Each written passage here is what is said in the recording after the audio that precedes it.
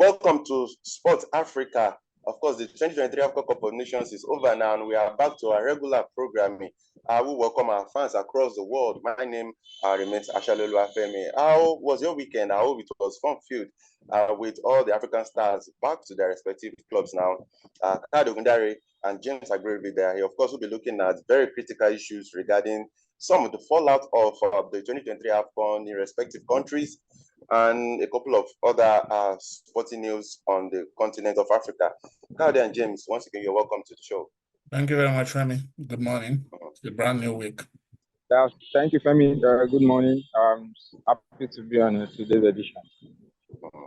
All right, okay. I don't know how many of you can still cast your mind back to the game in the knockout round between Cote d'Ivoire and, of course, Mali. I'm sure you remember how it ended, where Cote d'Ivoire had to come back from the dead to win that game. And CAF has taken a serious action against Amadi Traore. Remember the player who accosted the referee at the final whistle, particularly after they thought they won a corner kick, but the referee decided to give a goal kick to Ivory Coast. So CAF has they've wielded their very big arm, and they've imposed a 4-match ban on him due to his unsporting behavior towards the Egyptian referee. That is, like I said, the game between Mali and Ivory Coast. And additionally, the Malian FA has been they've been fined $10,000, and the Ivorian Football Federation has also been fined $5,000 for misconduct. So $10,000 for the Malian FA, and of course $5,000 for the Ivorian. Of course, remember that issue that it had to take officials of the Malian footballers to whisk the referee away from the pitch, because a lot of Malian players started to gather around the referee for his safety.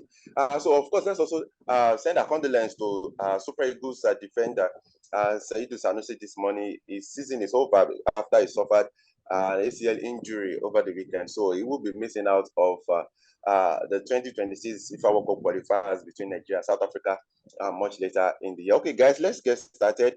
Kyle, I'll start with you.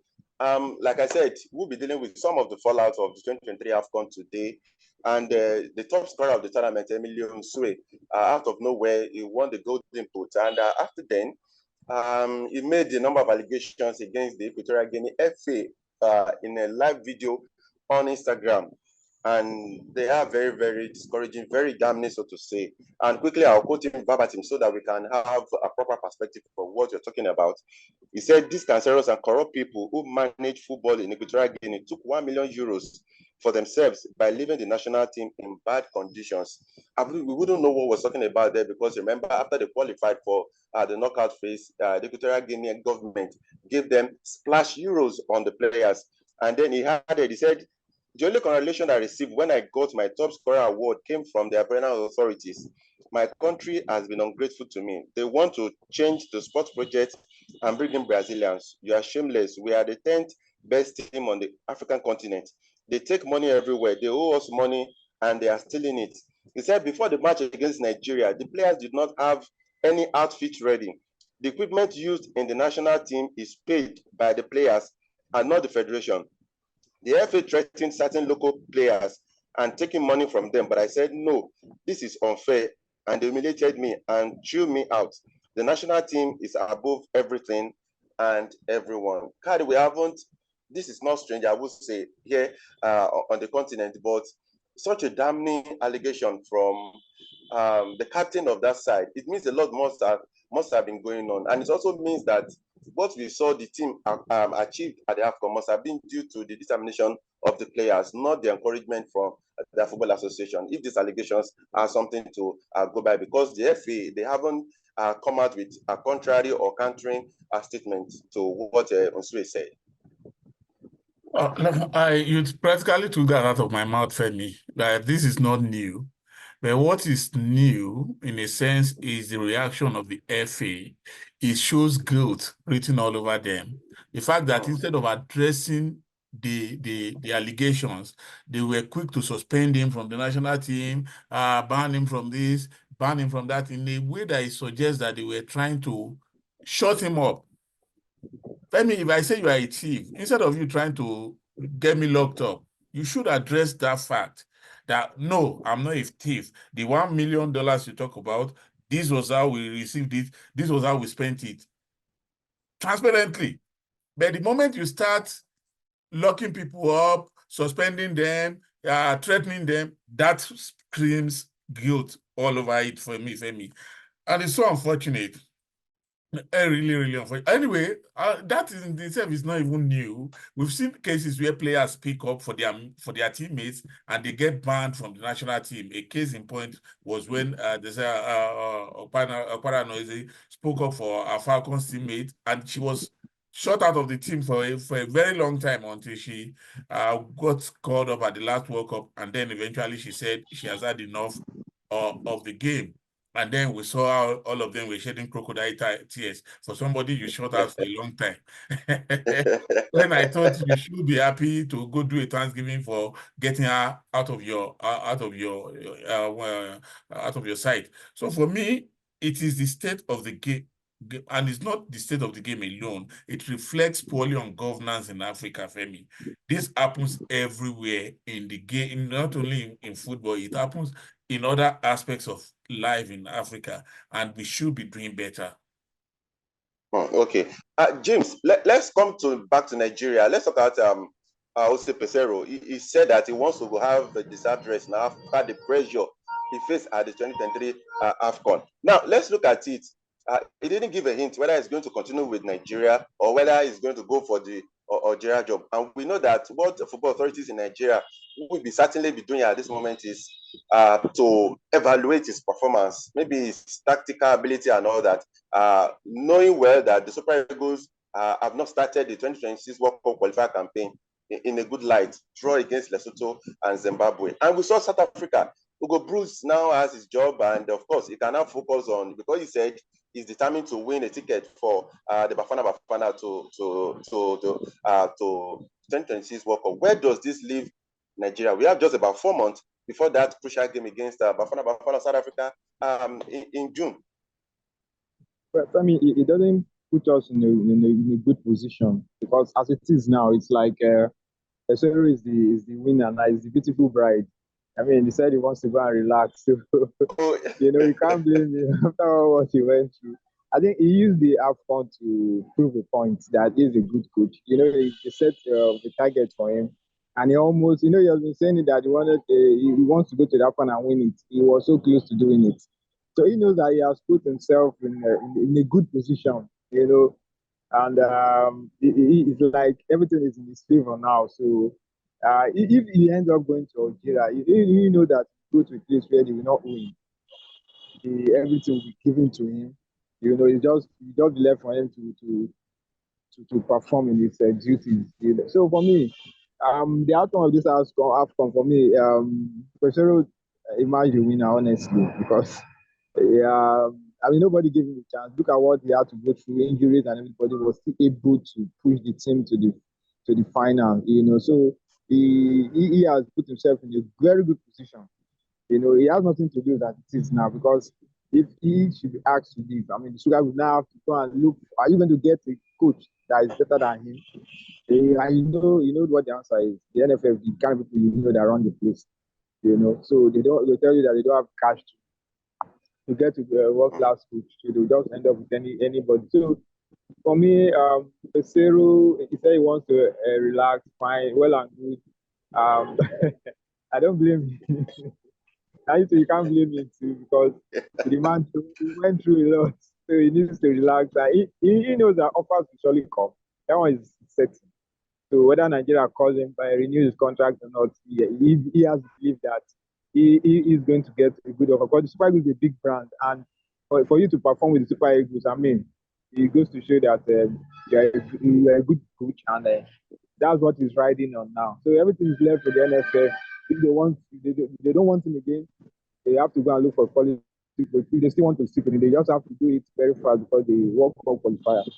I know that it's just around the corner. So you don't think that because it's June, then start dragging up. You just have to sort everything out now. Okay, Kayode, let's still talking about Jose Peseiro, because it's a very important one. The Super Eagles did not qualify for the 2002 World Cup in Qatar.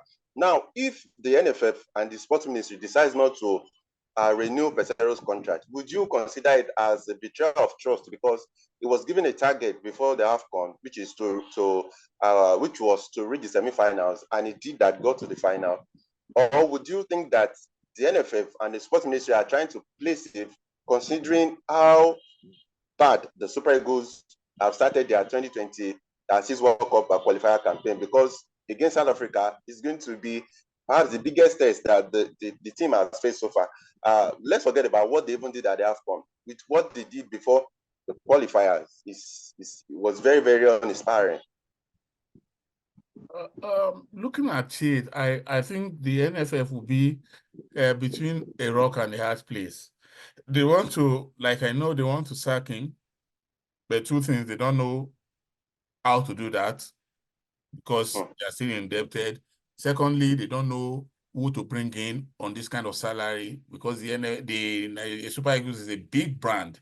You can't just go and bring anyhow person, and to get somebody of the quality of that should handle the Super Eagles, you have to pay top dollar.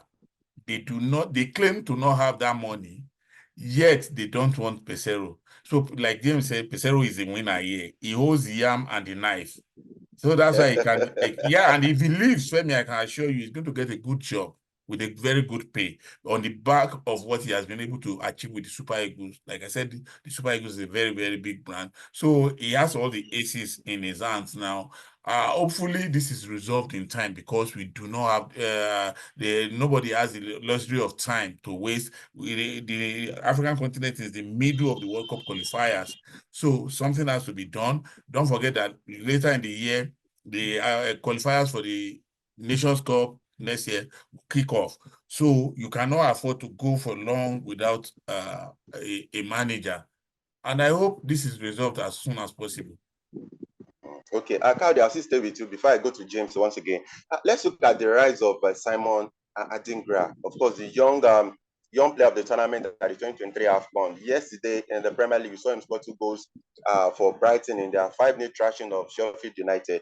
Literally was almost like unknown before the AFCON, but he actually used this tournament to announce himself properly on the continent, even to the biggest, because I read an article written about him after the AFCON by the Athletic in England, and it was full of just eulogy.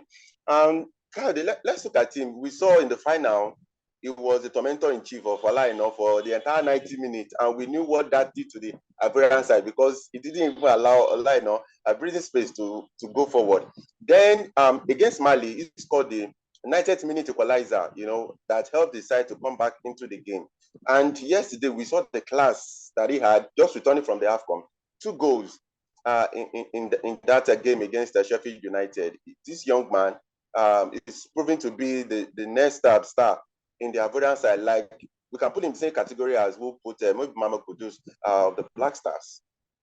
Well, yeah, it's a good thing when young players come up from the African continent. I saw the game against the game is in which he scored 2 goals for Brighton, and I think he had a pretty good tournament at the AFCON too. For me, this competition was throw up stars, Femi, and it goes to show why you cannot feel that someone is not old enough to be given responsibilities. If the Ivorians had stuck to their game, at just 22, yes, if they are stuck, because see, people are getting into the game at a very younger age now than they used to. And the kind of football education that they have now means that they are able to navigate through what those who came before them were not able to do in 2 years. They are able to do it in 3 to 6 months now. So Adingra has shown, and I will not deceive you, he showed flash. He was one of the reasons, like I told somebody during the AFCON, that one of the reasons why they didn't miss Wilfred Zaha, because he has the kind of dribbling ability of Zaha, and he's younger, and he's not pulling the kind of tantrums that Zaha will pull. So for the Ivorians, it's a good thing that even though, because I saw when Zaha said he deliberately decided not to go to the AFCON, it wasn't missed, because they went on to win the AFCON, and not only win, they have a superstar on their hands, Adingra, he has a long way to go. I pray he keeps up this good form, and you know what? He's going to lead Brighton in a matter of seasons if he keeps this up. Okay. Do you think Salah will regret that decision for not representing Ivory Coast at the AFCON? No, I will tell you because of the reasons he gave. He talked about what Emilio Insulo talked about, the fact that, some of these guys were born abroad, they are used to a certain way of doing things, and then when they come and they see that the way you do things is different from the way they are used to, they feel disillusioned. He claimed the Ivorians are not, they don't run a professional setup, and that it wasn't just ready to keep on doing the same thing over and over again, hoping they're going to change. Of course, he would have loved to be a part of the AFCON winning team, but he had his reasons, and I'm sure that in his heart, he may not have any regrets whatsoever. Okay, let's talk about the Olympic qualifiers now for the women in Africa. Of course, the Super Falcons will be taking on Cameroon, and of course, we expect the Super Falcons to get the results because they are our favorite. But let's talk about this big one between the Copper Queens of Zambia and, of course, the Black Queens of Ghana. That is going to be the battle of the Queens. We know what Nora Opto have been able to do with the Black Queens. It seems in a couple of years now. She's brought confidence, and we've seen how they've rolled over other teams. But of course, we cannot just push away the Copper Queen. We saw what they did at the 2023 FIFA Women's World Cup in Australia and New Zealand. And of course, the most expensive player in women's football, I'm talking about Rachel Kundanaji. She's talking about that because that game is going to be very, very critical. She's optimistic that they are going to render useless all the things that the Black Queens have done over the years. You know the history, James. You know the Black Queens used to be one of the powerhouses in women's football in Africa. And she's saying that playing away, because they're going to be playing away in Accra first on February 23rd before the return leg in Zambia. She said playing away is difficult, but we hold the advantage and we have to use it. Winning that match or not even winning, but coming back with a point is better.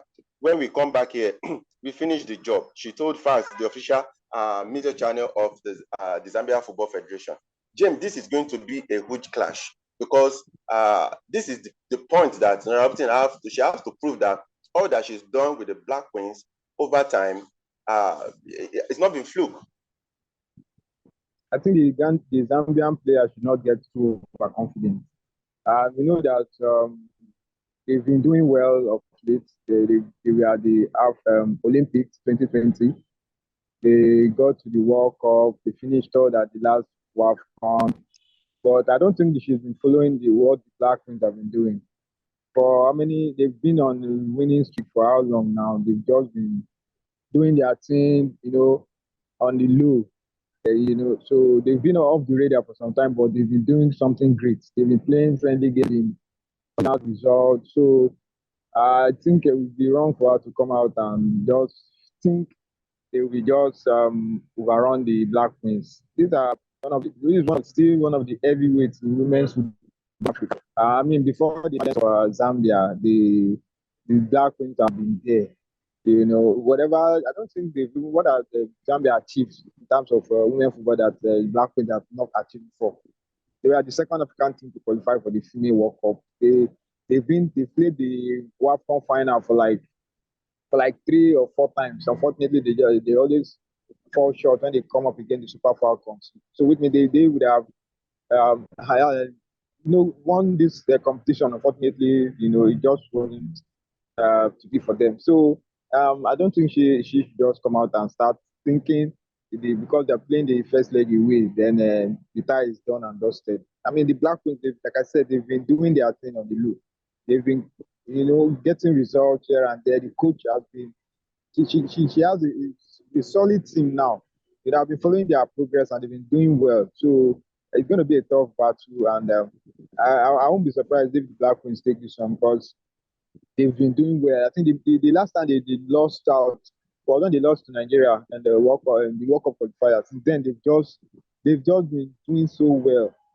So like I said, she shouldn't get too overconfident. This is the Black Queens, one of the biggest teams in African women's football. So she just keep her fingers crossed and hope that they come with their A game because it's going to be a very tough encounter. Okay. As we wrap up now, our condolences on Sports Africa to our brothers, our brethren in Ghana. Over the weekend, Raphael Dramena was committed to mother health. Of course, he is the second player that Ghanaian football will be losing in a matter of a year. Remember Christian Achu in February 2023. Of course, just a few days ago, there was a commemoration for his 1 year remembrance, and now Raphael Dramena, who collapsed in Albania of an apparent cardiac arrest after battling heart condition for a year. But Kyle, the hottest topic right now in Ghana is not even politics; it is football. Because we've seen footballers, ex-footballers, we've seen sport journalists championing protests about save Ghana football, the likes of Sadiq Adams. Of course, we've seen them in that protest. And recently, Kyle, I think it was even over the weekend, Ghanaians came down heavily on John Paintsville, former Black Star defender, who said there is nothing wrong with Ghana football. How did you agree? Because really, if you look around, you see abundant talent in that country. So what is actually the problem? Though the Minister of Sport Development, Mustafa Yusuf, has said that they are going to be initiating the national dialogue to see how they can turn the fortunes around in Ghana football. But do you actually think there is a problem? And if there is a problem, where does it lie? I think if John Pencil thinks there's nothing wrong with Ghana football, then something is wrong with John Pencil. Yeah, honestly, it's beyond. See, you could banter Ghana for all you want, but beyond the banter, something is definitely wrong. And this applies to Nigeria too, regardless of the relatively good showing at the last AFCON. It doesn't take away the fact that something is wrong with even the Nigerian football, even with Nigerian football. To say that, fine, you could have interest that you are trying to protect, no problem. But all of Ghana cannot be mistaken.